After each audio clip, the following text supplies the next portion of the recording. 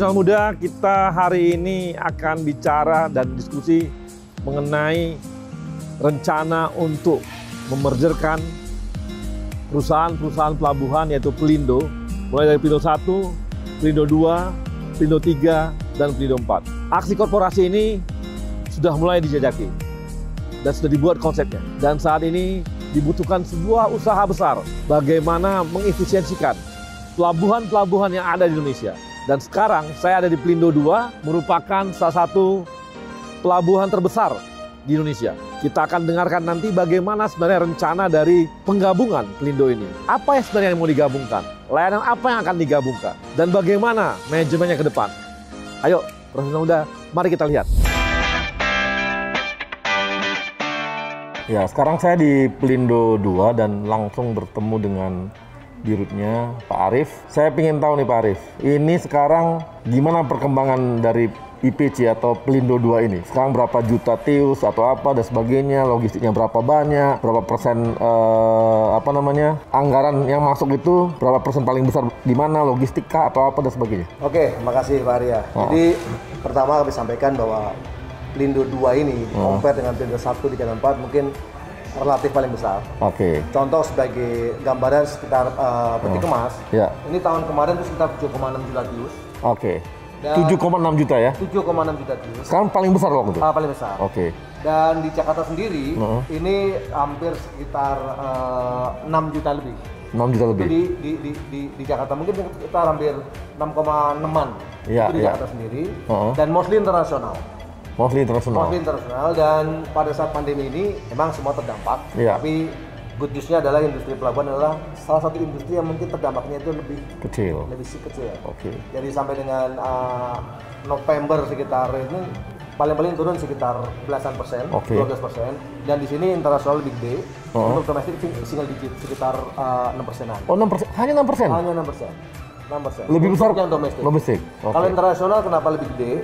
Karena mungkin trading pairing dari negara kan pasti juga lockdown juga. Dan ada beberapa yang tutup juga pelabuhannya selama kemarin bulan-bulan April Mei. Tapi sekarang aktivitas sudah mulai naik lagi dan sekitar bulan Juli, Agustus, September sudah mengarah ke perbaikan. Jadi kita harapkan sampai dengan akhir tahun juga tidak lebih dari 12% turunannya. Pendapatan terbesar dari Pelindo 2 ini sektor mana? Tentunya peti kemas yang paling dominan. Peti kemas, Peti kemas paling dominan. Yang kedua itu adalah dari non peti kemas dan dari marine. Peti kemas itu lebih dari 60%. 60%. Jadi kalau ininya tidak terganggu, logistiknya terganggu, peti kemas terganggu, maka Pelindo 2 nggak akan terganggu sih salahnya. Ya, relatif seperti itu. Jadi kalau begitu sebenarnya penurunan itu sebenarnya kecil ada di peti kemas juga ya? Oke. Nah, ini kedepannya gimana perkembangan dari Tanjung Priok ini? Kalau kita bicara Indonesia, Tanjung Priok adalah sentralnya. Kalau kita bicara perdagangan. Dan kita tetap komit di Pelindo 2 punya proyek strategis yaitu pengembangan pelabuhan Kalibaru. Saat ini kapasitas di Tanjung Priok itu sekitar 9 jutaan. Dan kita akan kembangkan lagi pelabuhan Kalibaru yang City 2, City 1 sudah operasi. City 2 kita harapkan start construction di sekitar awal tahun 2021. Kita harapkan dengan adanya tambahan 1,5 juta TEUs lagi, mungkin in total nanti sekitar 10,5 juta TEUs. Itu untuk Tanjung Priok. Jadi ini sangat-sangat strategis karena Tanjung Priok ini mungkin gateway-nya Indonesia. Jadi kita akan kembangkan di situ. Dan saat ini utilisasinya sudah sekitar 70%. 70%. Artinya menurut rule of thumb itu harus digedein. Dan selanjutnya Priok itu sangat strategis kaitannya dengan akses.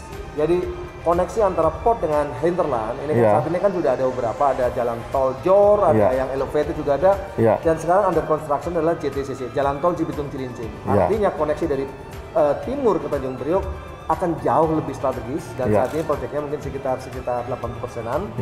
Dan jalan tol Cibitung ini akan terkonek langsung dengan pelabuhan Kalibaru.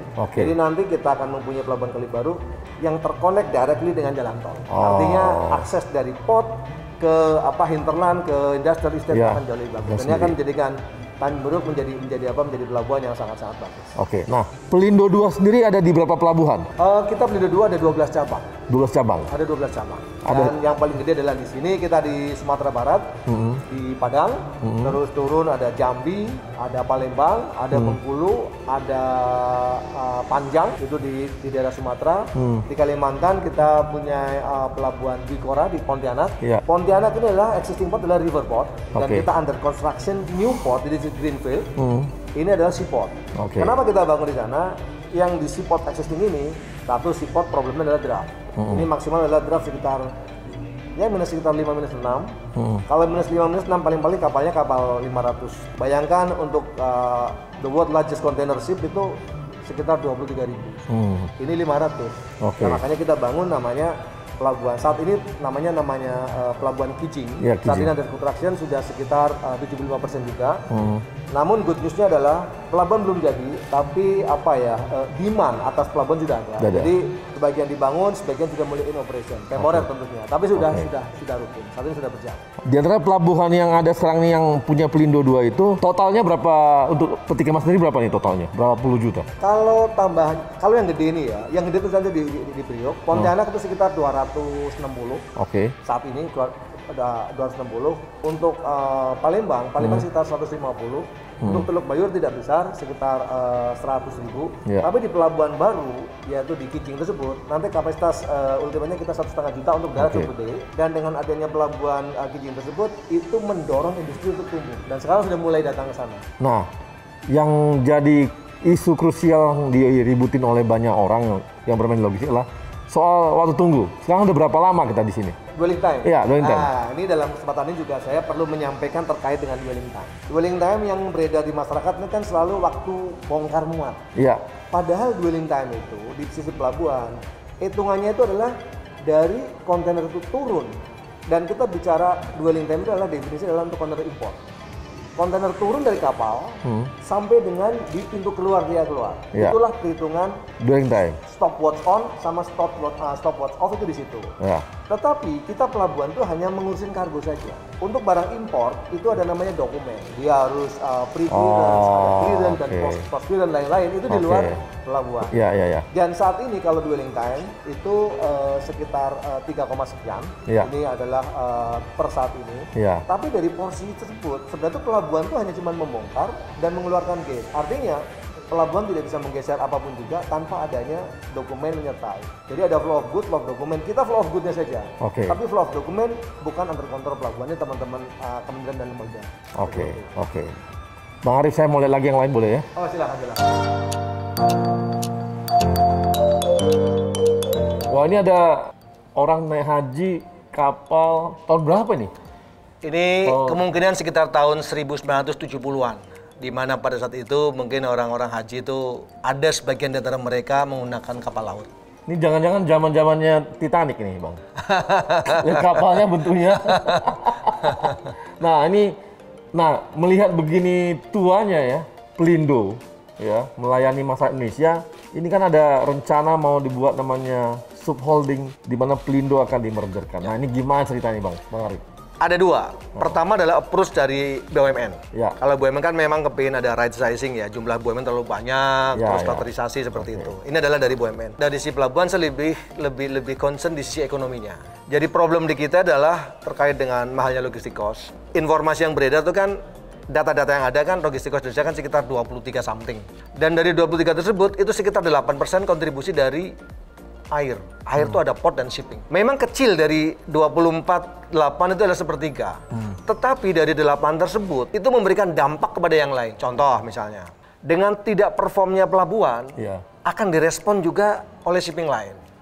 Dengan tidak performnya pelabuhan akan direspon juga dengan transportasi darat. Dari sisi ekonomi adalah bagaimana menjadikan pelabuhan tersebut menjadi pelabuhan yang secara performance tinggi dan reliable. Dan saat ini terjadi adalah di Indonesia kalau kita bicara tol laut, bicara pendulum, ada pelabuhan utama dari Medan, Jakarta, Surabaya, Makassar, ada Sorong, ada Ambon. Di sini performansi dari masing-masing pelabuhan itu berbeda saat ini. Dan faktanya sampai dengan saat ini capability dari masing-masing pelindo juga berbeda. Tapi karena entitasnya berbeda-beda, tidak akan mudah secara governance dari resource dari sini pindah ke yang lain. Itu nggak bisa.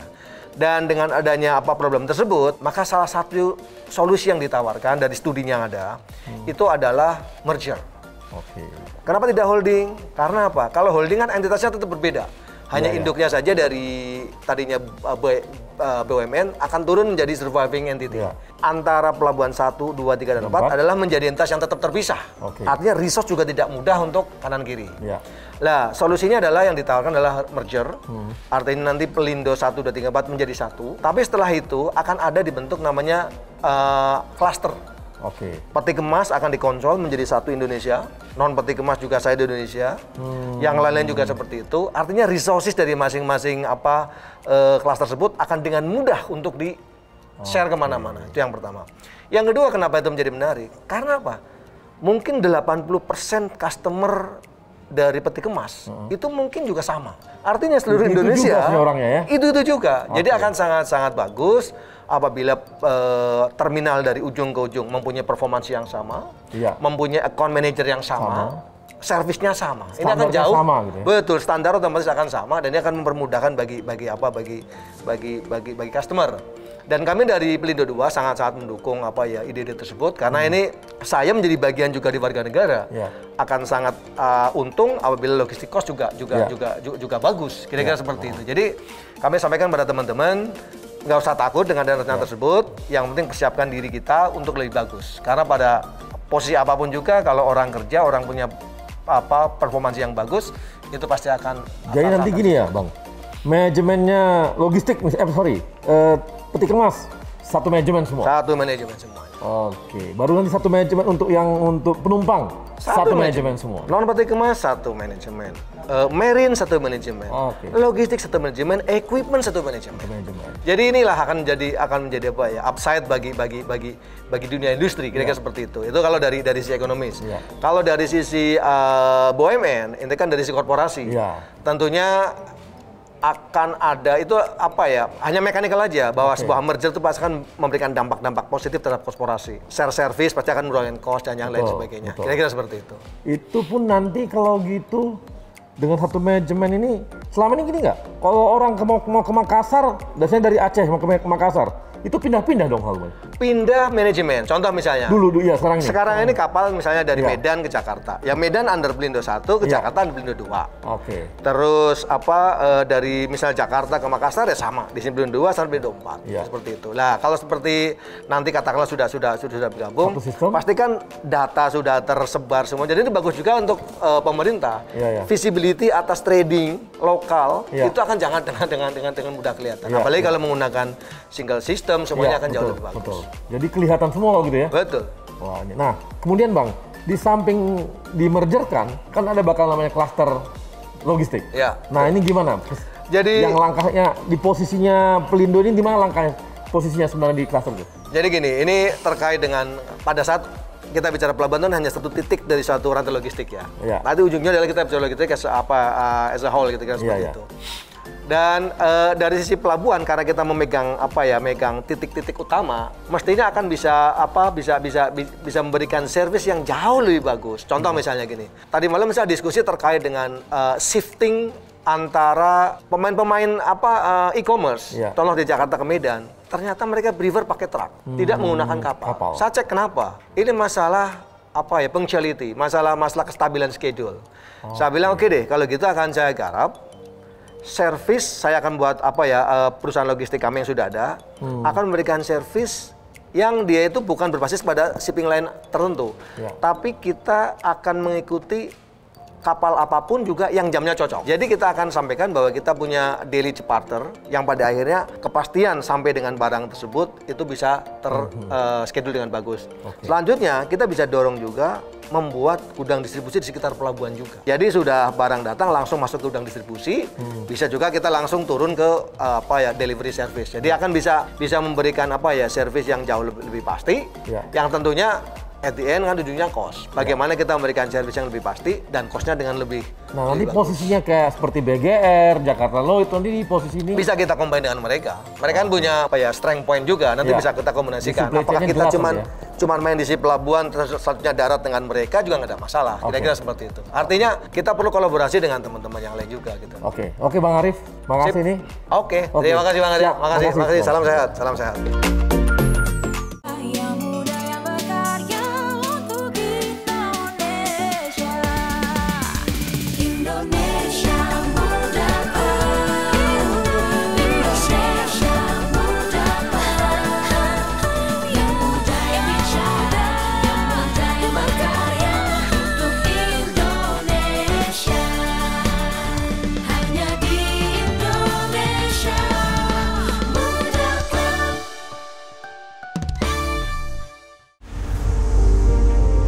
Negeri ini dianugerahi dengan kekayaan alam yang melimpah. Lautan luas merajut ribuan gugusan pulau, membentuk untayan panjang Zamrud Khatulistiwa. Selat Malaka yang berada di beranda depan Indonesia. Pelindo I hadir sebagai perusahaan pelabuhan utama di Selat Malaka, yang merupakan perairan tersibuk di dunia dan menjadi titik penting perdagangan global. Kami menyediakan 3 layanan utama, yaitu sebagai terminal operator yang menyediakan layanan operasional berbagai jenis terminal. Marine Service, serta Logistik Service. Menggerakkan roda ekonomi, menciptakan simpul perdagangan, terus bertransformasi menjadi perusahaan global terkemuka, menjadi yang terbaik untuk Indonesia.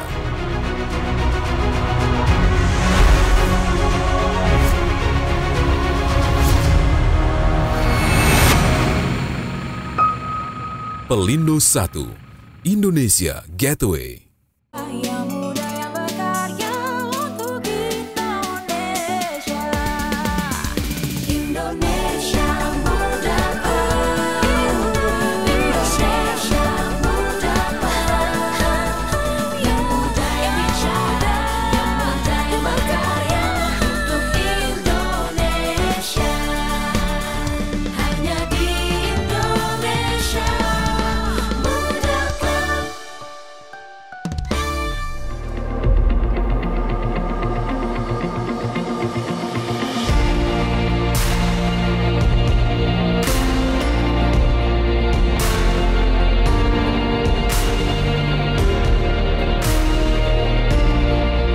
Profesional muda, saatnya kembali yang muda yang bicara. Dan kali ini kita ada di Pelindo I.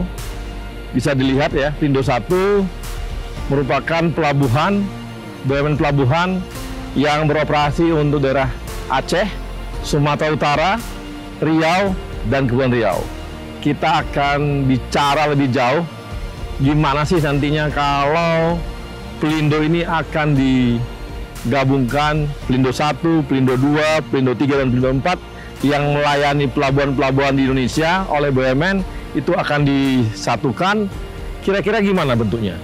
Apakah akan semakin baik atau akan semakin mudah beroperasi sehingga bisa membantu masyarakat, membantu juga visi misinya Pak Jokowi dalam era yang namanya tol laut. Yuk kita bicarakan.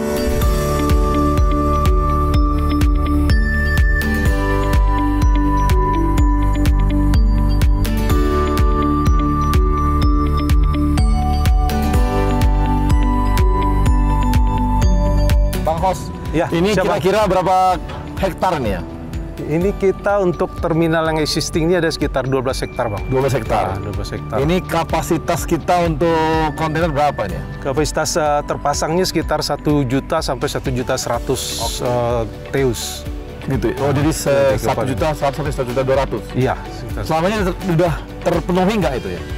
Sudah, Bang. Sudah. Kondisi untuk tahun 2020 ini kalau kita total Belawan itu aja udah sampai 1.100.000. 1.100.000. Ya, di samping terminal kita ini juga ada terminal domestik di cabang Belawan, tapi volumenya tidak terlalu banyak dan itu semuanya nanti kita pindah ke sini. Jadi kita konsentrasi terminalnya itu ada di TPK Belawan ini. Oke, jadi konsentrasi terminal itu ada di Terminal peti kemas, ya. Peti kemasnya ada di sini.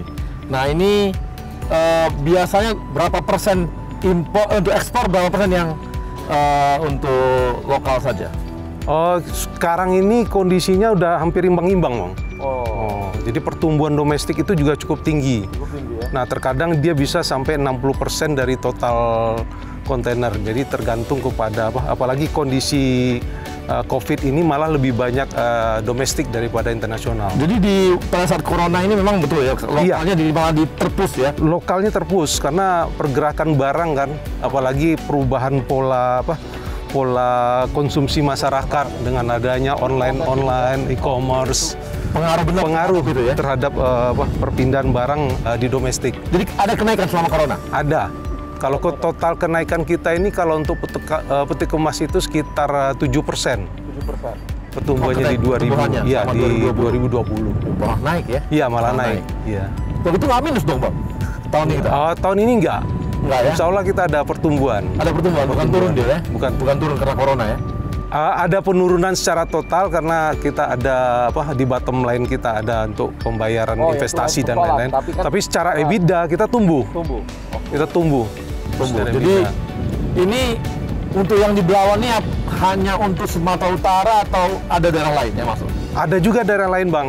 Malah kadang-kadang ada juga transshipment-nya dari sini bawa ke Aceh, bawa juga ke Riau. Ya, oke.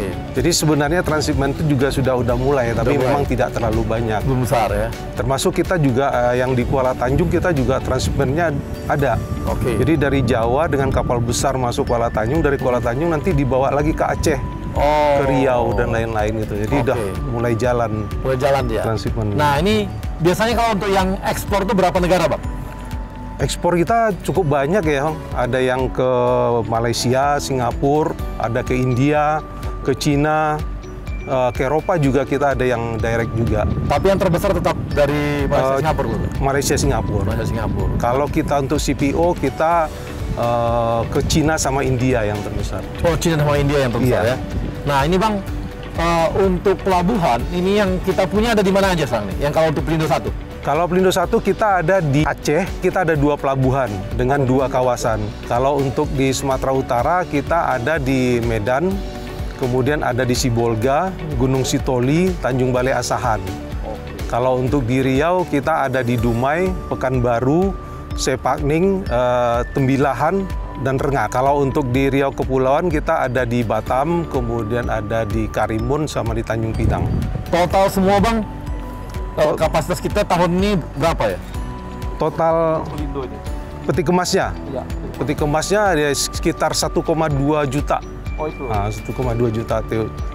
Kalau untuk curah cairnya kita bisa sampai 6,5 juta. 6,5 ton. Itu curah cair termasuk curah cair. Sawit, CPO dan turunannya. Kalau untuk lihat dari kesibukannya Bang, untuk alur ini peti kemas itu ada di mana aja? Yang paling besar ada di Belawan? Yang paling besar kita di Belawan. Itu yang kita kemudian lagi mengembangkan juga di Kuala Tanjung. Itu yang ada Kuala Tanjung Multipurpose Terminal. Sekarang pertumbuhannya juga cukup bagus. Itu kalau kita lihat hampir 2 kali lipat ya dibanding tahun 2019. Nah, kita harapkan nanti dia akan lebih bertumbuh lagi. Oke. Nah, ini kan Bang ada rencana katanya mau digabungkan antara Pelindo 1, Pelindo 2, Pelindo 3, Pelindo 4. Itu penggabungannya kira-kira itu apakah per daya wilayah atau per jenis pengiriman logistiknya? Dari kita hasil diskusi-diskusi terakhir itu kemungkinan kita nanti akan melakukan penggabungan berdasarkan klasternya Bang. Jadi ada klaster peti kemas, ada klaster non peti kemas, kemudian ada klaster logistik sama klaster peralatan. Jadi peralatan pelabuhan kita ini kan juga cukup banyak nih. Ada alat bongkar muat, ada kapal. Nah itu kalau kita gabungkan nanti mungkin akan lebih efektif. Terkadang kan ada di suatu pelabuhan dia punya alat yang lebih. Dari pelabuhan yang lain mereka memerlukan alat. Nah kalau ini misalnya terjadi penggabungan kita bisa pindahkan alat di posisi yang berlebih itu ke yang membutuhkan. Sehingga kita investasinya lebih efisien. Nah kemudian sekarang ini ini sudah gambaran. Untuk pendapatan yang terbesar tetap di Pelindo 2 ya? Oh iya. Baru kemudian Pelindo 3. Pelindo 3. Baru 1 sama 4. Oke.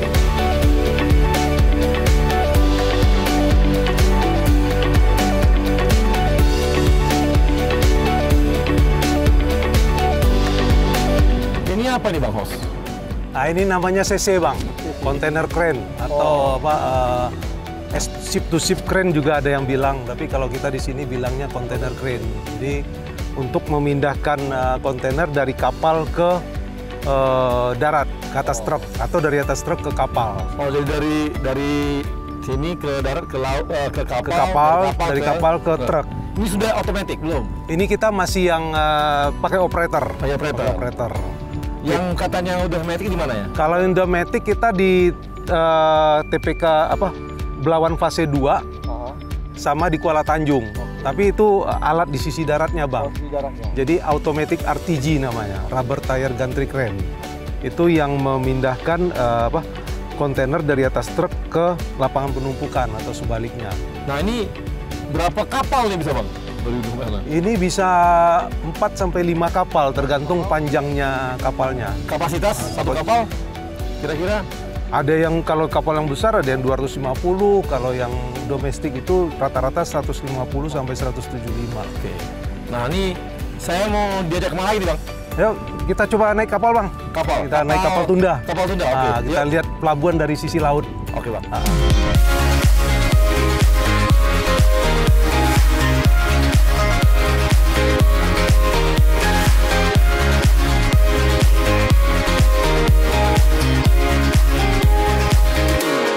Ini kita lagi di kapal Tunda. Bang, ini kapal Tundanya Bang, ini untuk apa ya gunanya? Nunda apa sih? Kita ini kapal Tunda Hang Tuah 3 ya Bang ya.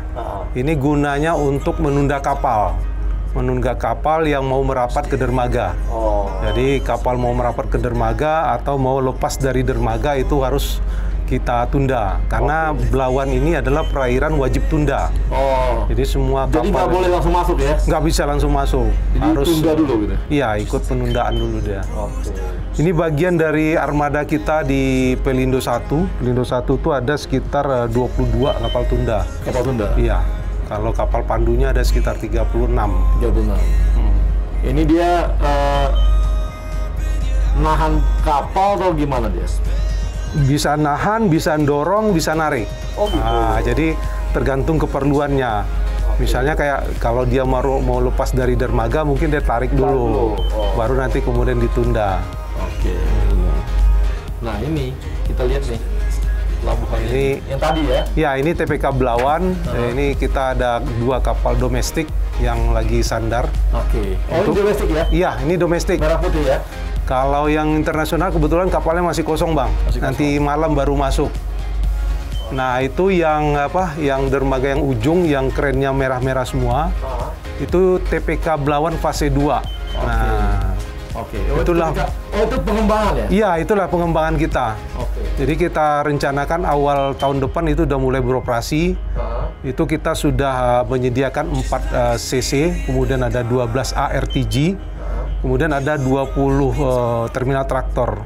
Nah di situ nanti Bang itu terminalnya yang otomatis. Ya? Nah, jadi di daratnya itu kita sudah otomatis di situ.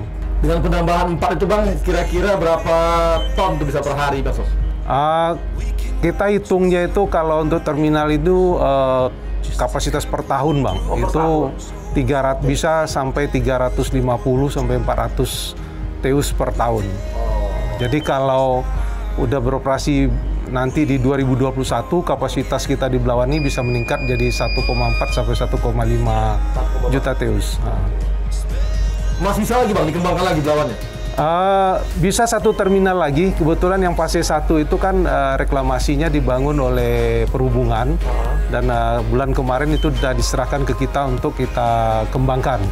Jadi nanti akan nyambung lagi itu dermaga sepanjang 350 meter lagi.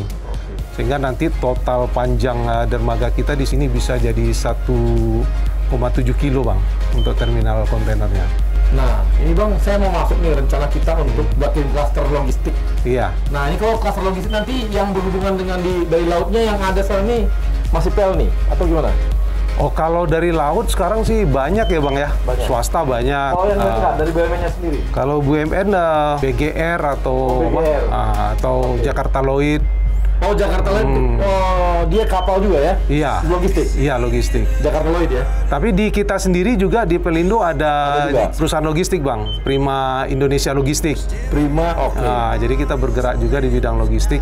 Logistik Pelindo 1, Pelindo 2 ada juga? Sehingga saya ada. Pelindo 2 itu MPI kalau nggak salah. Jangan-jangan semua Pelindo ada ini? Setahu pemahaman saya begitu Bang. Jadi ya masing-masing Pelindo itu punya perusahaan logistik. Yang mungkin nanti kalau semua ini antara seluruh perusahaan logistik digabung sama Jakarta Lloyd, wah itu bisa kuat Bang. Bisa kuat banget ya? Kuat ya.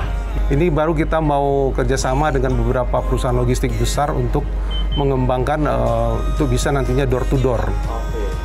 Jadi tapi udah BGR udah masuk Bang ya untuk BUMN ya? Udah masuk di sini. PT Pos? PT Pos juga udah masuk Pak. Udah masuk juga ya?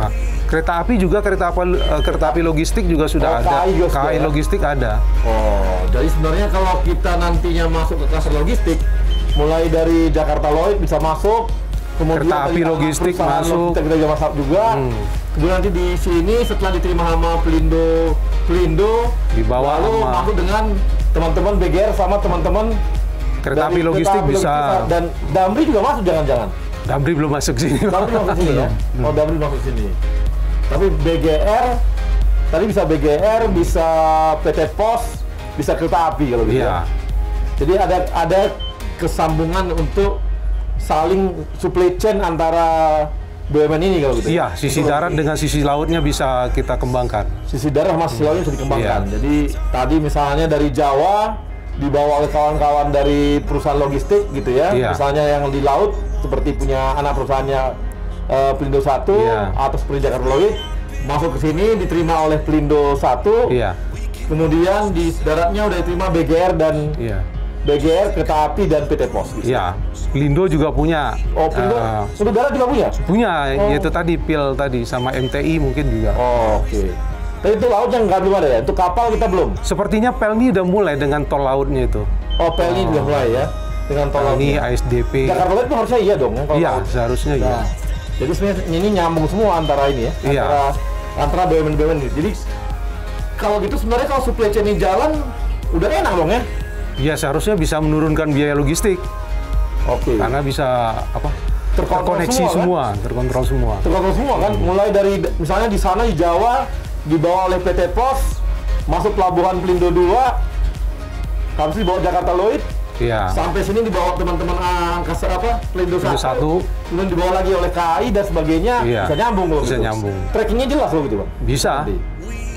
Apalagi kalau kita gabung dengan sistem IT, IoT-nya jalan, kita bisa tracking barang secara cepat, bisa real time.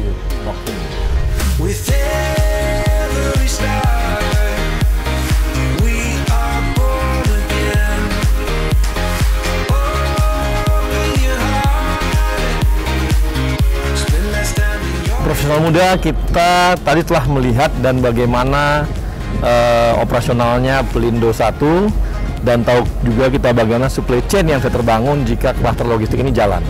Ini akan memudahkan logistik kita lebih cepat dan bisa lebih murah dan lebih efisien. Memang diharapkan ke depan klaster logistiknya BUMN ini bisa berjalan dengan baik.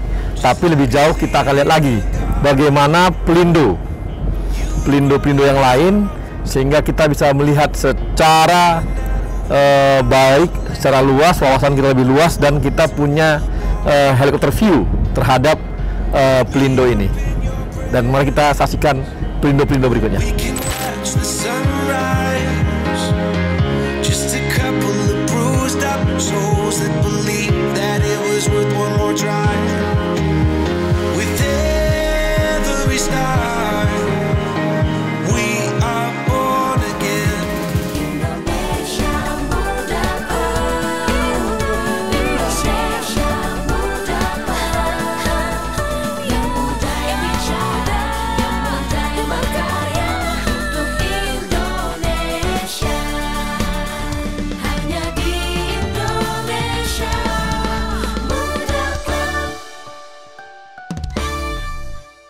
Profesional muda BUMN bisa apa? Aku siap untuk berinovasi. Aku bisa melawan arus untuk kebaikan bangsa. Aku bisa membuat perubahan. Aku bisa bekerja dengan jujur dan independen. Aku bisa memajukan bangsa dengan kreativitas. Kini saatnya profesional muda BUMN dan Indonesia mempunyai wadah untuk mengasah dan bertukar pikiran agar lebih kreatif, inovatif, dan solutif. Saksikan Indonesia Muda Club, diskusi cerdas dengan para profesional muda BUMN untuk Indonesia yang lebih baik.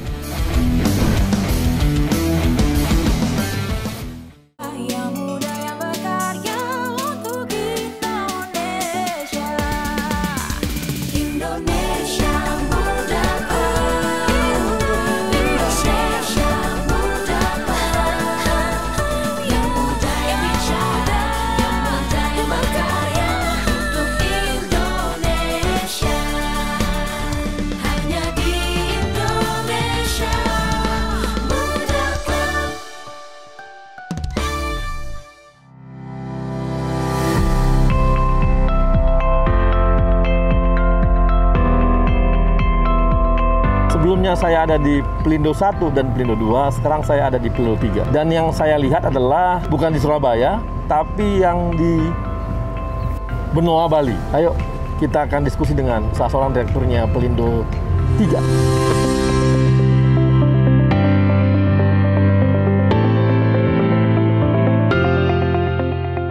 Mas Koko, ini Direktur Pengembangan Bisnis ya? Transformasi dan Pengembangan Bisnis. Transformasi dan Pengembangan Bisnis di Pelindo 3. Masih muda, usia berapa? 44. 44. Udah menikah berapa kali? Menikah 1 kali, anak 3. Anak 3, alhamdulillah. Biar menginspirasi teman-teman profesional muda gitu loh. Siap, nah, ini kan agak lain nih dengan Benoa ini, pelabuhannya. Ini gimana? Bisa cerita nggak mengenai Benoa dan kedepannya Benoa bagaimana? Sobat muda BUMN, salam sehat dan bahagia selalu. Terima kasih Bang atas kesempatannya. Welcome to Benoa, bagian dari Pelabuhan 3. Kalau kita bicara pelabuhan, sebenarnya saya ingin sampaikan ke rekan-rekan muda BUMN bahwa di Indonesia ini sebenarnya ada 3.089 pelabuhan, Bang. 3.800 lebih pelabuhan? 3.089 pelabuhan. 89, oke. Iya, 2052 dikelola oleh TUKS, 732 dikelola oleh BUP non-Pelindo. Pelindo hanya mengelola 103 saja. Oh, cuma 103 ya? Iya. Tapi besar-besar masalahnya. Tempatnya strategis. Oke, sorry. 103 itu ada pelabuhan 1, 2, 3, 4. Oke. 1 mengelola 25 pelabuhan. Ya. Pelabuhan 2, 12. Ya. Pelabuhan 3 ada 44. 1 on progress di Pelabuhan Bajo. Oh, Bajo. Ya. Pelabuhan 4 ada 23 pelabuhan. Jadi secara keseluruhan Pelindo mengoperasikan paling besar 44 pelabuhan. Salah satunya ada di Benoa. Jadi Pelindo 3 ada di 7 provinsi. Salah satu provinsinya adalah Bali. Di Bali ada 2 pelabuhan, Celukan Bawang di utara dan Benoa ada di selatan. Sesuai dengan amanah yang diberikan kepada Pelindo 3, Benoa ini nanti diproyeksikan akan menjadi pintu gerbang wisata maritim di Indonesia. Untuk itu di bulan Februari 2020 Pak Menteri BUMN menginisiasi program Bali Maritime Tourism Hub, di mana Benoa akan menata dirinya bagaimana kita akan konsentrasikan wilayah selatan untuk pariwisata, wilayah utara untuk terminal energi. Jadi ke depan Bali melalui Benoa, melalui programnya Bali Maritime Tourism Hub akan memiliki kawasan pelabuhan untuk turisme di sisi selatan. Fasilitas apa saja yang ada di Benoa? Seperti kita ketahui bersama, ini adalah dermaga timur dengan panjang kurang lebih hampir 340 meter. Ini bisa disandari, kalau sekarang Bang, itu hanya 1 kapal saja. Karena kapal yang terbesar yang sandar di sini kemarin panjang kurang lebih 280 meter. Very besar. Kapal apa tuh? Kapal cruise? Cruise, cruise. Karena kapal yang lebih besar tidak bisa masuk. Untuk itu kemarin kita mendapatkan PMN, Bang. Kurang lebih 1,2 triliun. Kita gunakan untuk memperbaiki fasilitas lautnya. Aksesibilitas lautnya. Dengan melakukan pengerukan. Jadi itu bukan untuk fisik ya? Bukan. Untuk alur ya? Alur laut kolam putar. Harapannya apa? Kita akan mengeruk sampai -12. Ya. Setelah -12, jalan lautnya. Jadi kapal-kapal besar bisa masuk semua. Mulai dari kapal cruise, juga kapal energi. Kalau sekarang, kapal cruise hanya bisa masuk dengan panjang 286, itu hanya 2000 pek. Nanti kalau setelah dikeruk, dermaga kita jadi kapal dengan 350 meter masuk, 6000 pek masuk. Sekarang kapal energi milik Pertamina, yang hanya kapal 100 dwt nanti bisa 180 meter masuk. 50.000 dwt bisa. Jadi nanti benua ini apakah khusus hanya untuk cruise saja atau gimana?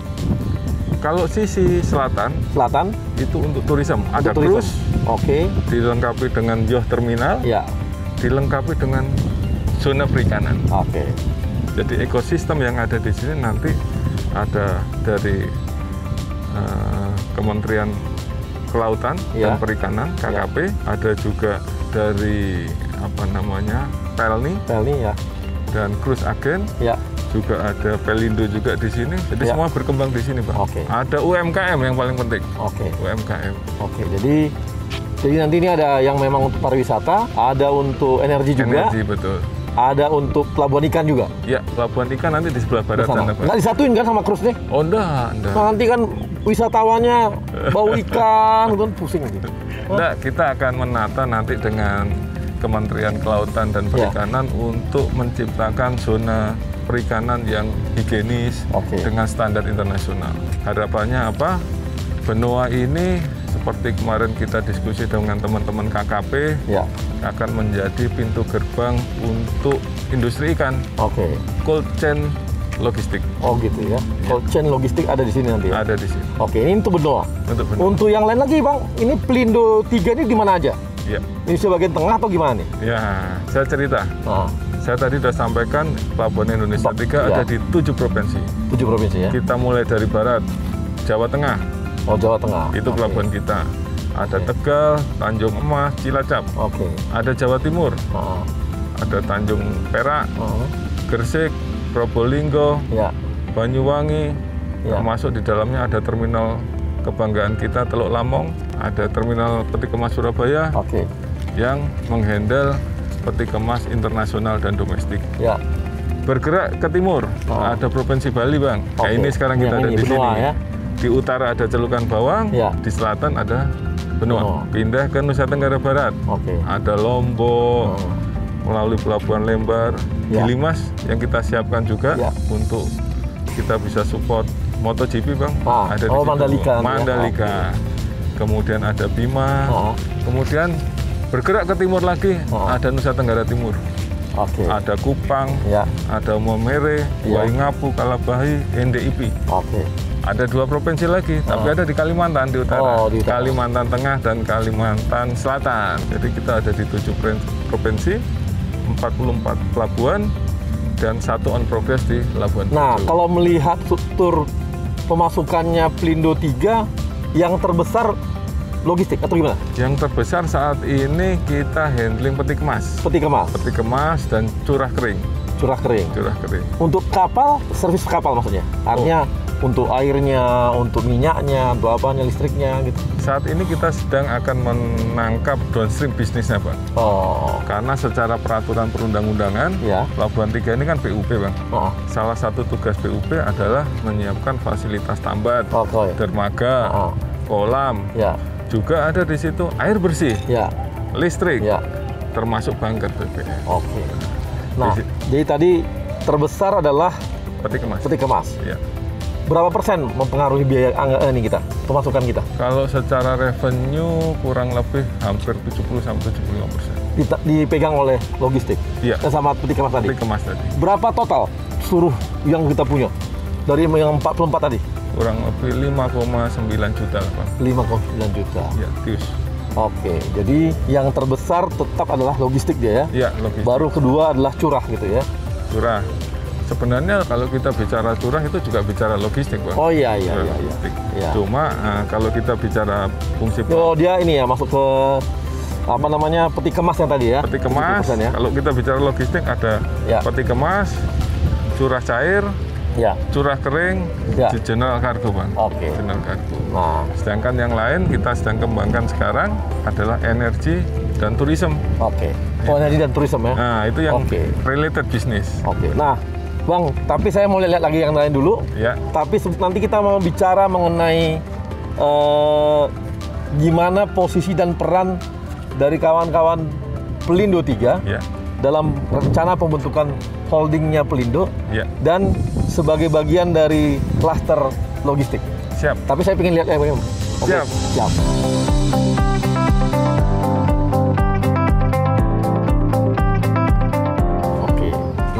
Kita kan tadi ngobrol nih mengenai kita akan buat subholding pelabuhan. Pelindo kan digabung semua nih. Kemudian juga Pelindo sebagai bagian dari klasternya logistik. Nah, ini untuk Pelindo sendiri, Pelindo 3 sendiri perannya di subholding Pelindo nanti ini bagaimana nih kira-kira? Terkait dengan rencana integrasi pelabuhan mulai 1, 2, 3, 4. Saya kira itu konsep yang sangat baik di mana kita harus support. Ya, kita tahu bersama bahwa kalau kita bicara data, kenapa kita harus berintegrasi? Hasil penelitian menyatakan yang menjadi faktor kenapa kita harus terintegrasi adalah biaya logistik kita hampir 23% dari GDP. GDP kita ya. Sedangkan benchmark adalah 12%. 12%. Jadi biaya logistik kita masih jauh tinggi. Sangat tinggi. Kenapa tinggi? Satu, kalau kita bicara data, unconducive government regulation. Yang kedua, low land value chain efficiency. Yang ketiga, low sea value chain untuk efisiensinya. Yang keempat adalah suboptimal performance and infrastruktur di pelabuhan. Yang keempat, supply and demand imbalance. Kita masuk yang ke nomor 4, Bang. Karena tidak optimalnya performance, kinerja, dan infrastruktur yang dengan integrasi ini pasti kita akan menyamakan semua fasilitas. Standar kita samakan, performance kita tingkatkan, dan kapasitas pasti akan naik.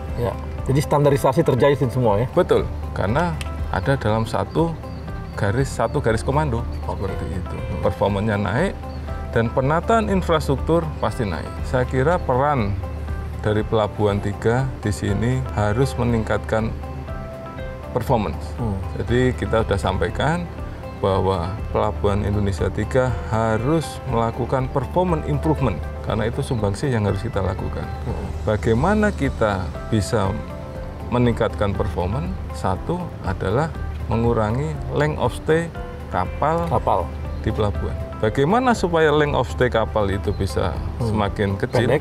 Fasilitasnya kita perbaiki. Sekarang berapa lama kalau di Pelindo 3? Tergantung kapalnya, Bang. Sebagai contoh, dulu di Pelabuhan Tanjung Perak untuk bongkar curah kering 70.000 ton itu bisa berminggu-minggu. Tetapi infrastruktur dermaga kita siapkan, suprastruktur bongkar muatnya kita siapkan. Sekarang cuma 3 hari, Bang. 3 hari ya? Iya. Berarti kan dalam hal ini biaya kapal menurun. Kalau biaya kapal menurun, berarti secara total pasti akan. Harga pun akan di sana juga jadi turun untuk konsumennya gitu. Iya, karena kalau kita bicara logistik, biaya logistik biaya yang ditanggung oleh customer. Kalau dari sisi pelabuhannya turun, pasti akan mempengaruhi secara keseluruhan. Saya kira itu. Kemudian kita juga punya ide untuk menyiapkan Windows Connectivity, Bang. Kenapa harus Windows Connectivity? Karena kita memberikan kepastian tambat dan waktu tambat dengan standarisasi performance yang sama, berarti dengan kemampuan infrastruktur dan suprastruktur yang sama juga. Sebagai contoh, dengan kita melakukan Windows Connectivity antara Surabaya dan Banjarmasin, turnaround voyage, waktu kapal yang dulu hanya sekitar 4 call per bulan, sekarang bisa sampai 5 sampai 7 call. Efisiensi yang diterima 28%. Begitu juga dengan Kupang, yang biasanya turn round voyage-nya sekitar 12 hari, sekarang bisa 10 hari. Jadi yang dulu hanya 2 kali sebulan, sekarang bisa 3 kali sebulan. Berarti penghematan di cost of product-nya. Jadi saya kira semangat integrasi ini sangat perlu kita dukung untuk bisa kita menciptakan performance yang baik untuk pelabuhan. Jadi Pelindo 3 udah siap nih ya untuk bergabung ya? Siap untuk bergabung. Dan juga support untuk nantinya kluster logistiknya? Iya, betul. Siap. Oke, baik teman-teman profesor muda, saya akan meninggalkan Pelindo 3 dan akan pergi ke Pelindo 4. Makasih Bang. Siap. Thank you, Bro. Salam sehat, bahagia selalu Bang. Sama-sama.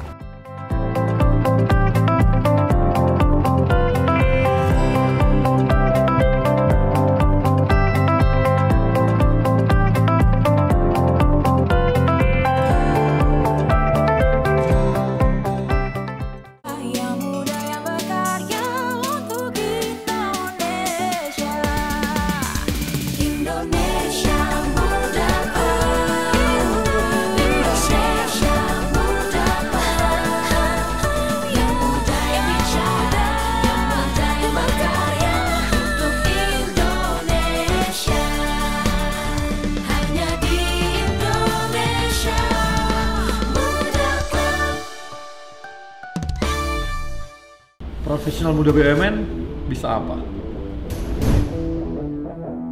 Aku siap untuk berinovasi. Aku bisa melawan arus untuk kebaikan bangsa. Aku bisa membuat perubahan. Aku bisa bekerja dengan jujur dan independen. Aku bisa memajukan bangsa dengan kreativitas. Kini saatnya profesional muda BUMN dan Indonesia mempunyai wadah untuk mengasah dan bertukar pikiran agar lebih kreatif, inovatif, dan solutif. Saksikan Indonesia Muda Club, diskusi cerdas dengan para profesional muda BUMN untuk Indonesia yang lebih baik.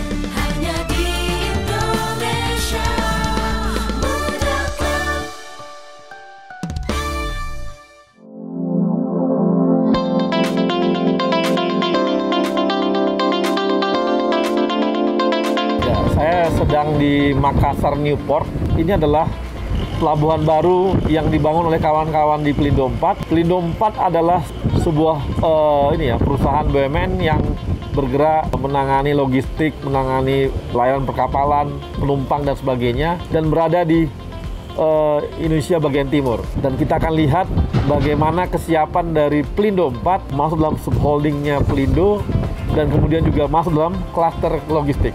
Ayo kita tanya lebih jauh sama teman-teman kita di Pelindo 4. Selamat datang Pak Arya di Pelindo 4. Ini apa nih Pak? Ini adalah syal ciri khas Pak dengan gambar Pulau Sulawesi, dan ini adalah huruf-huruf Lontara, huruf khas Sulawesi Selatan, dan ini melambangkan salah satu ikon di Sulawesi Selatan yang disebut dengan Sulapa 4 Pak, 4 unsur yang menyusun alam.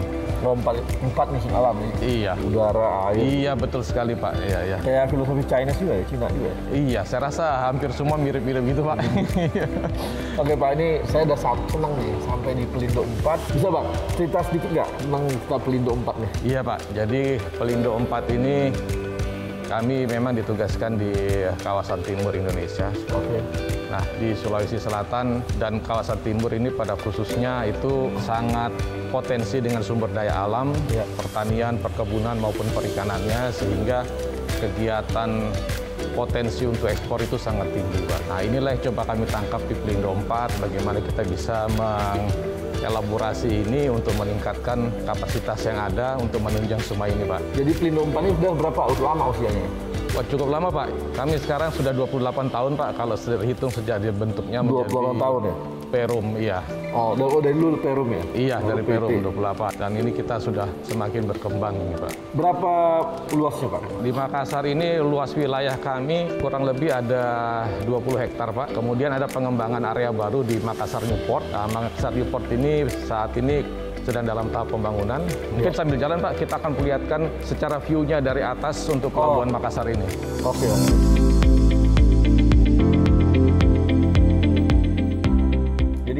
Ini adalah view-nya, Pak. Kalau kita lihat di sebelah sana adalah Terminal Peti Kemas Makassar. Ini gedung yang putih adalah terminal penumpang kami yang sudah direnovasi. Kemudian di sini ini adalah terminal untuk kegiatan barang-barang non peti kemas dan barang-barang curah, Pak. Oke. Sekarang pendapatan kita terbesar dari mana? Pendapatan terbesar kita saat ini masih di peti kemas, Pak. Peti kemas. Ya, kemudian urutan kedua adalah di pelayanan kapal, Pak. Oh, pelayanan kapal. Iya. Penumpang kecil ya? Penumpang kecil, Pak. Nah, ini kan Sulawesi Selatan ini kan sebagai hub-nya kita ya? Iya, Pak. Hub-nya Indonesia bagian timur. Betul, gitu. betul, ya. Nah, selama pandemi ini gimana nih pengaruhnya? Ya, alhamdulillah kalau selama pandemi kami tetap operasi normal, Pak. Tidak ada pengurangan tenaga kerja, tapi memang ada beberapa segmen yang terpengaruh. Misalnya untuk peti kemas ini agak turun kurang lebih 5% bila kita bandingkan year on year dengan tahun 2019. Iya, kemudian untuk barang non peti kemas sekitar 4,5% juga. Yang parah itu adalah penumpang, Pak. Memang di beberapa daerah ada pembatasan perjalanan sehingga arus penumpang ini drop sampai 50%, Pak, dibandingkan tahun sebelumnya. Tapi untuk kapal, kita justru tumbuh, Pak Arya. Untuk kapal ya? Iya, kapal yang kami layani dan juga masuk ke Pelindo 4 ini mengalami peningkatan sampai 8%, Pak. Nah, ini ya yang bisa nanti insya Allah kami bisa mencapai target yang sudah ditetapkan, Pak. Nah, saya mau tanya nih, ini kan pelabuhan kita yang ada dikelola oleh Pelindo 4 ini di mana aja? Kita ada di 11 provinsi, Pak. Mulai dari Kalimantan Utara, Kaltim, seluruh Sulawesi, Maluku Utara, Papua Barat, dan Papua. Itu ada 24 pelabuhan komersial, kemudian ada beberapa pelabuhan-pelabuhan yang kita kerjasama dengan Kementerian Perhubungan maupun pemerintah daerah yang kita kelola, Pak. Oke, ini jadi betul-benar bahwa Makassar ini yang menghubungkan semua sampai ke Indonesia bagian timur ya? Itu yang kami upayakan agar Makassar ini menjadi hub untuk Indonesia Timur, Pak. Nah, ini kan peningkatannya ke depan sih kan prospeknya cukup besar gitu. Betul, Pak, iya. Prospeknya cukup besar. Nah, ini kemarin katanya ada Pak Jokowi, ada program ekspor atau apa itu? Iya. Saya dengar kabar. Iya, ada pelepasan ekspor, Pak, untuk beberapa hasil pertanian. Iya. Itu akan diekspor ke beberapa negara di ASEAN dan Asia Timur, ke Cina, Thailand. Nah, potensi ekspor di Sulawesi ini sebenarnya cukup besar, Pak. Khususnya untuk hasil bumi. Nah, ini yang coba kita tangkap di Pelindo 4, Pak. Nah, dari tahun 2015 itu kami sudah meluncurkan program yang namanya Direct Call dan Direct Export. Itu merangsang supaya pelayaran mau langsung datang ke Makassar, ngambil barang, dan langsung kirim keluar. Jadi barangnya nggak muter-muter ke Jawa dulu, Pak. Nah, awalnya itu cuma 72 box Pak, yang bisa kita ekspor. Tapi sekarang, alhamdulillah, tiap bulan rata-rata udah 2000 box, Pak, yang kita ekspor langsung dari Makassar. Iya. Nah, ini keuntungannya bukan cuma untuk Pelindo 4, Pak, tapi juga untuk para pelaku ekspor di sini. Barangnya bisa dikirim lebih cepat dari Makassar langsung keluar, biaya lebih rendah, dan mereka juga bisa mendapatkan pembayaran lebih cepat dari para bayarnya di sana, Pak. Jadi nggak muter ke Jawa lagi dan sebagainya. Betul, Pak. Betul. Kita masih ke Singapura? Sebagian besar udah nggak lagi, Pak. Udah nggak lagi juga? Iya. Jadi benar-benar ini dong ya, Makassar ini sudah sekarang ini udah ke ekspornya pun udah langsung ke China, kemana gitu ya, ke Thailand atau sebagainya. Betul. Jadi nggak perlu lagi harus lewat Singapura atau Jakarta lagi. Iya. Nah, ini yang kita upayakan supaya nanti semuanya terkonsolidasi di Makassar ini, Pak. Nah, mau tanya nih, Bang, untuk efisiensi dan kita tahu ininya. Sekarang waktu tunggu yang ada di Makassar ini udah berapa lama, Bang? Kalau untuk waktu tunggu kapal itu kita upayakan sangat rendah, Pak, di bawah 1 jam. Kemudian untuk dwelling time yang dulu pernah ribut, kita sudah di bawah 3 hari, Pak. Oh, 2-3 hari? Iya, 2 hari, 2,5 hari paling lama itu. Udah terjadi ya? Nah, ini kan menguntungkan ini ya sebenarnya. Teman-teman yang ada di pertanian, teman-teman di nelayan dan sebagainya gitu ya. Karena kan waktu tunggunya udah nggak lama lagi gitu. Betul, ya. Dan selama ini mereka mungkin buang dana juga untuk menyimpan logistiknya kan? Betul Pak. Oke. Nah ini apakah kita ada juga ini Bang? Sistem otomatis atau manual atau gimana untuk pengangkatannya? Iya Pak, jadi untuk sekarang memang peralatan kami belum full otomatis, tapi kita support dari sisi IT-nya. Nah, jadi para pemelaku ini sudah nggak perlu repot-repot lagi datang ke kantor untuk mengurusi administrasi, lewat gadget udah bisa. Apalagi sistem kita udah terintegrasi dengan bea cukai, dengan karantina, dan juga dengan para pelayaran, sehingga mereka sangat dimudahkan untuk melakukan kegiatan administrasi di sini, Pak. Oke. Jadi kalau gitu ini ya, tetap tidak ada masalah. Artinya penurunan terjadi memang waktu pandemi, tapi masih kecil terjadi. Masih kecil, Pak. Ya. Jadi kalau kita pendapatan kita gimana dong? Kalau pendapatan, ya kita bisa masih tumbuh lah dari tahun lalu, Pak. Ini kita perkirakan sampai dengan akhir tahun 2020 ini, kita bisa survive dan bisa lebih tinggi sedikit dibandingkan tahun lalu. Masih bisa naik juga? Iya. Ini bagus juga ya, karena selama ini kita kira cuma industri telekomunikasi sama industri kesehatan yang bertumbuh, ternyata logistik kali. Logistik. Iya. Apapun ditanya malah logistik semakin naik. Iya, betul sekali, Pak. Oke. Karena selama ini mungkin orang dia pergi baru untuk barang-barang, mungkin sekarang dia tunggu di rumah aja gitu. Betul sekali. Ada yang mau memanfaatkan logistik aja. Iya, gitu. Jadi mereka nggak perlu keluar-keluar dengan fasilitas e-commerce, tapi tetap kan logistiknya harus jalan, Bang. Ya. Benar. Jadi orang sekarang misalnya, dulu kan dia beli barang atau ke Jakarta, gitu. Betul. Kemana? Sekarang udah nggak perlu lagi di rumah aja gitu. Akhirnya bang logistik yang main. Betul sekali. Salah satu dampak dari pandemi yang menguntungkan ya memang logistik gitu. Nanti kita ingin tahu lebih jauh lagi, Bang. Saya ingin tahu yang lokasi-lokasi di lapangan bisa ya. Baik, mari Bang, nanti kita ke sana. Oke.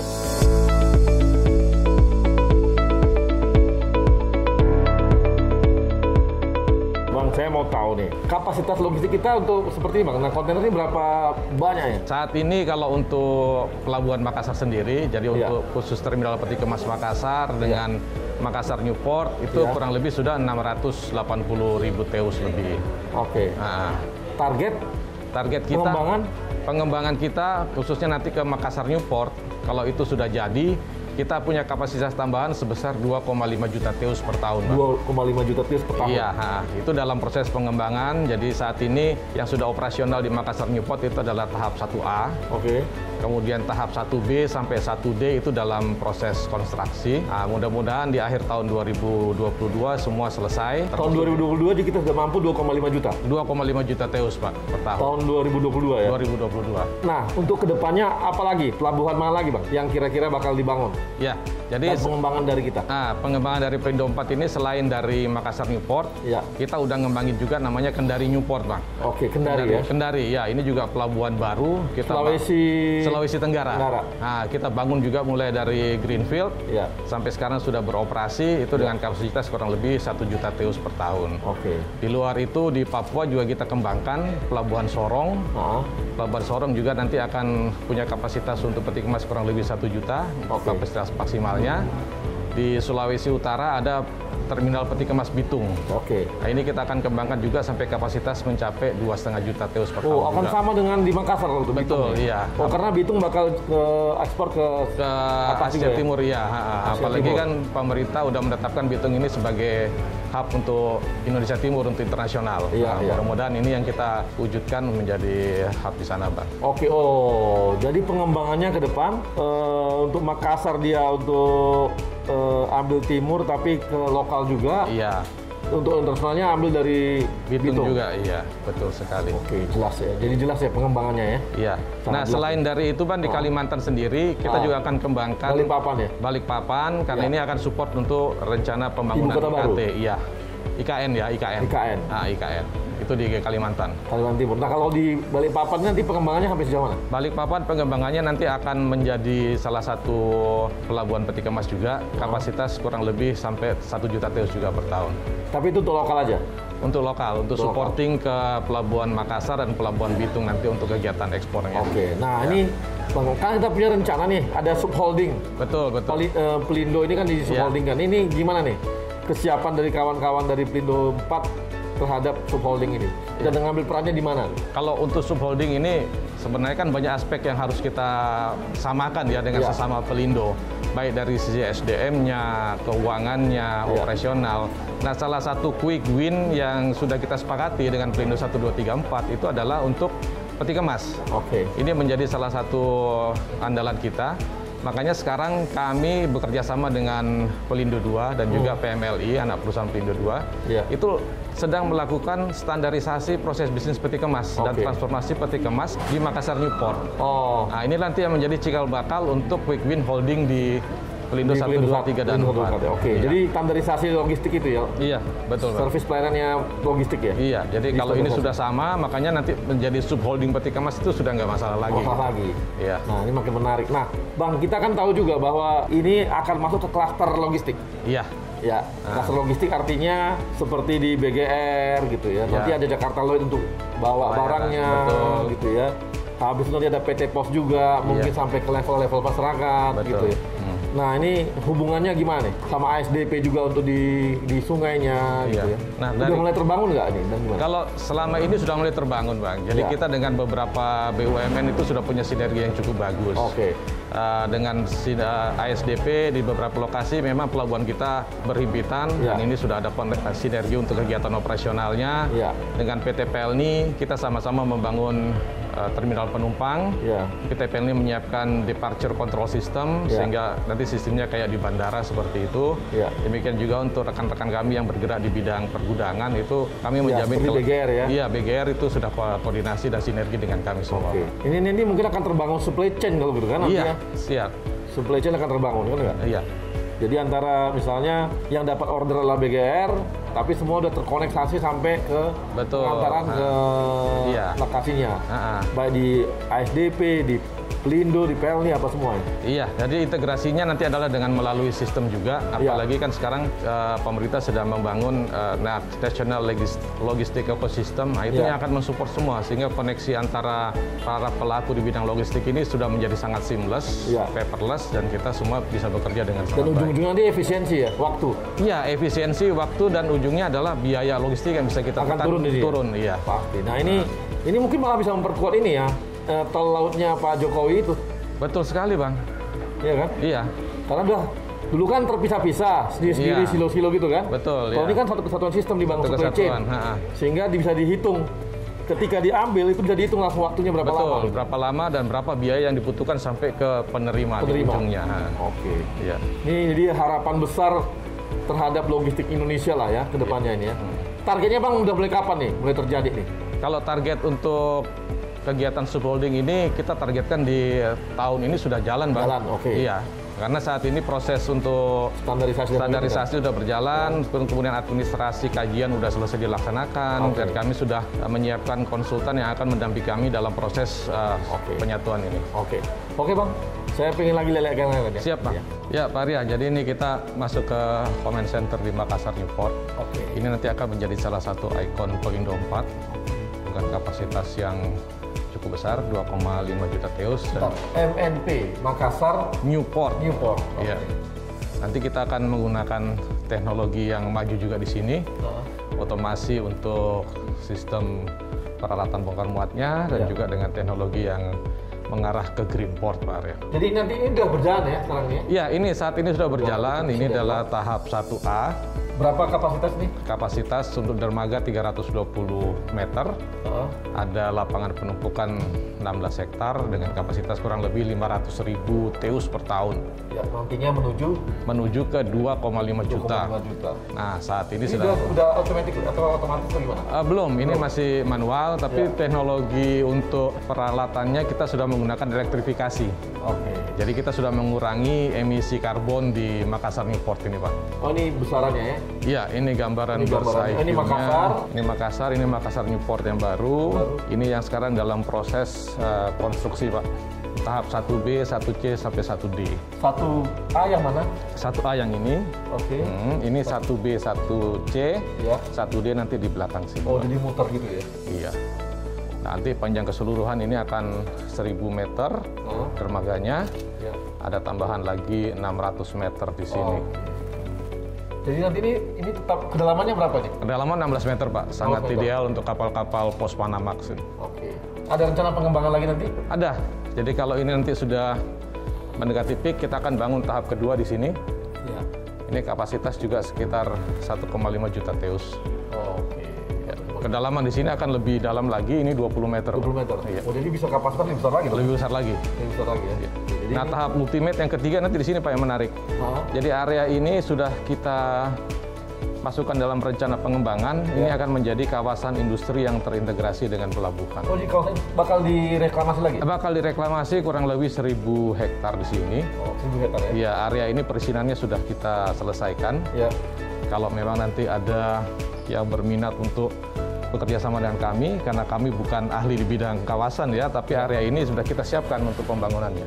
Oh, ini yang tadi ini belum ada jalan tol tapi ya? Ya, ini yang menjadi salah satu kendala kami karena ini masih jalan umum, kondisinya cukup parah karena banyak pemukiman dan pasar. Nah, ini sekarang yang direncanakan ada sodetan untuk connect ke jalan tol. Oh, ini IKI ya? Iya, IKI Pak. Tetangga kami IKI. Tetangga IKI. Nanti juga ada akses kereta api Pak Arya, yang dari Makassar Parepare akan masuk juga ke sini. Oh, yang Makassar Parepare ya? Iya, jadi nanti ini ya, ini banyak juga ya jalan tol. Iya, ada kereta api juga. Oh iya, kalau gitu memang bakal makin naik yang dibutuhkan kapasitasnya itu. Siapa? Sebagai hubnya ini sebagian timur sudah sangat siap kalau gitu kita. Sangat siap Pak. Baik planningnya maupun dalam ini proses pembangunan sekarang ini ya. Iya. Oke Pak, makasih. Baik, terima kasih banyak Pak Arya atas kunjungannya. Iya.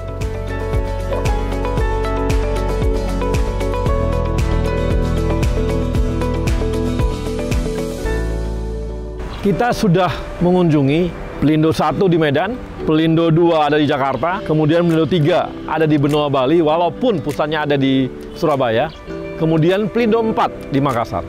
Kita juga sudah tahu bagaimana kekuatan masing-masing Pelindo ini, jangkauan layanan mereka hampir ke seluruh pelosok Nusantara. Cita-cita Presiden kita, Pak Jokowi, untuk membuat tol laut itu akan semakin cepat terlaksana ketika ide besar membangun sebuah kekuatan menyatukan Pelindo 1, 2, 3, dan 4 dalam sebuah perusahaan.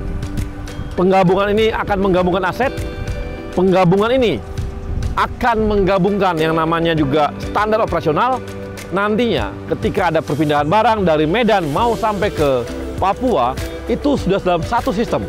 Yang kita tahu selama ini bergerak sendiri-sendiri, pindah pelabuhan, bisa pindah sistem. Sehingga banyak keterlambatan dan banyak prosedural yang harus dilalui hanya oleh satu barang atau satu kontainer. Sehingga kita harapkan kekuatan dari keempat ini, ide besar untuk menggabungkan Pelindo ini, sehingga kekuatan Pelindo ini bisa membantu logistik kita ke depannya dan bisa lebih cepat sampai kepada masyarakat Indonesia dimanapun berada, bisa lebih murah, lebih efisien, dan lebih efektif. Inilah yang kita harapkan dari mergernya Pelindo ini. Di samping itu, tidak hanya bergerak dalam logistik, untuk hal-hal lain pun nantinya Pelindo akan bisa mensupport, baik itu arus penumpang dan arus-arus yang lain yang memang ditujukan untuk membangun Indonesia.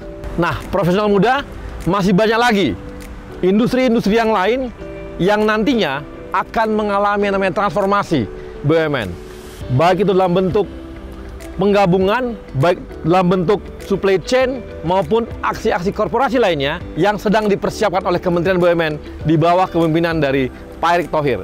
Dan semuanya ditujukan dalam satu visi, dalam satu misi yang menjadikan Indonesia maju sesuai dengan visinya Presiden Pak Jokowi. Dan profesional muda, kita akan masuk lagi ke episode berikutnya dan saksikan bagaimana hebatnya BUMN kita. Sampai ketemu lagi di episode berikutnya.